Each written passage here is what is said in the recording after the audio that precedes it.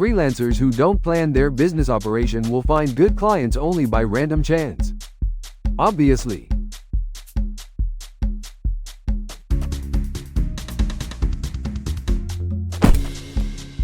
Hi,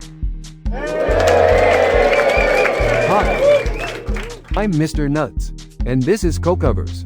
Cocoverse was created for a single purpose: to help you learn how to reach your potential as a solopreneur running a successful one-person business. This is the third episode of my series Business Plans That Grow Businesses.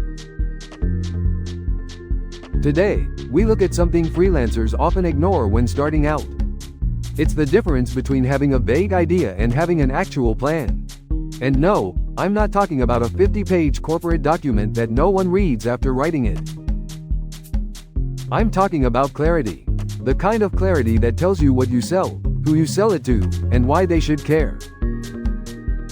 Ever seen that South Park episode with the Underpants Gnomes? They had a brilliant 3-step business plan. Step 1. Collect underpants. Step 2. Step 3. Profit. That missing step 2? That's where most freelancers live. They want profit, but the middle part is foggy. The process of making a profit isn't perfectly clear. That means random services, random clients, random pricing. And then they wonder why the business isn't stable. By the way, this is my cousin. Cousins are coconuts that will love you forever. Moving on. So what should new freelancers and solopreneurs actually know before trying to grow fast? Let's look at the formal theory. This is the classic lean canvas. It's been used for defining all aspects of a startup business for decades now. And it's been working well. Basically, you define the problems your company is solving. Then, the solutions. Key metrics for measuring the success of your company, unique value propositions, unfair advantage, and so on. This gets a little bit too technical and heavy if you try to use it for defining a one-person business. So, let's simplify.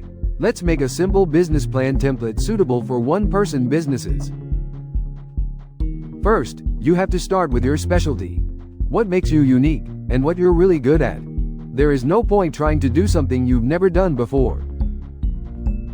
So, first, look at your career so far, and what problems you've solved at work before.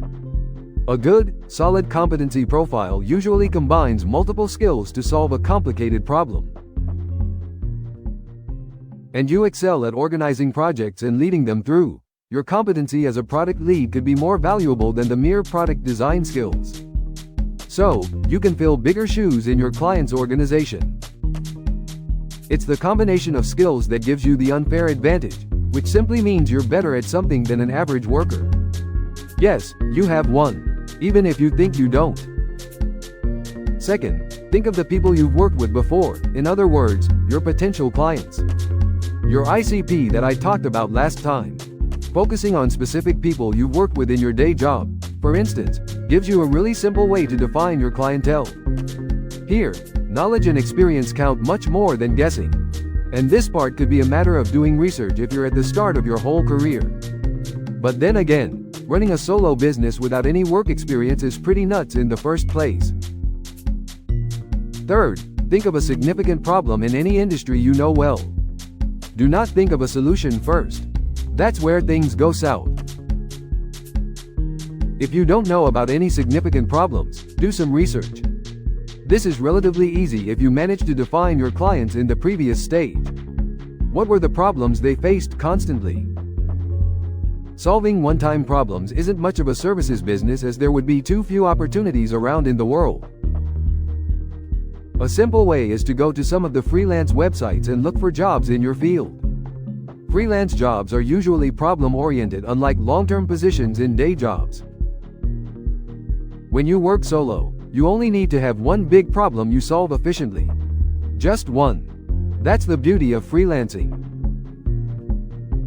Solving one significant problem can be your first niche as it is. Next, you look at the solution you offer. Here, you can go creative and think of something new, or just look at what others deliver and try to do the same more efficiently. If you're good at what you do, and you've nailed the clientele as well as problem parts, Coming up with a good, efficient solution is rather trivial. Finally, you look at the unique value proposition. UVP is basically a short description that tells why your ideal clients should hire you to solve their problems. A strong UVP doesn't just describe features. It connects those features to outcomes your customers actually care about. Think of it as the bridge between what you sell and what your customer wants to achieve. To do this correctly, think it through from your client's perspective. You should be able to answer their question, "What's in it for me?" and be clear about it. The rest of your business plan is pretty simple.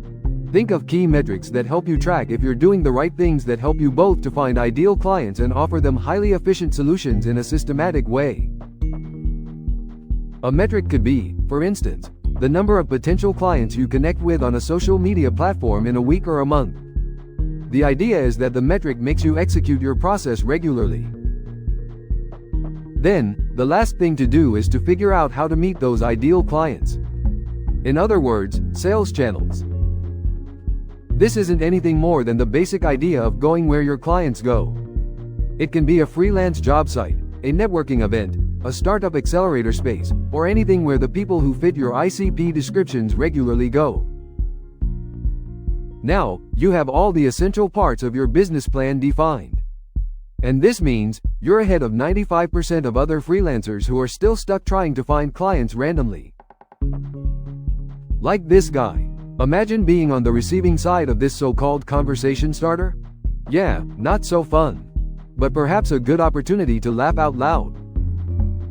Okay then, you now know how to define a simple, freelancer-friendly business plan.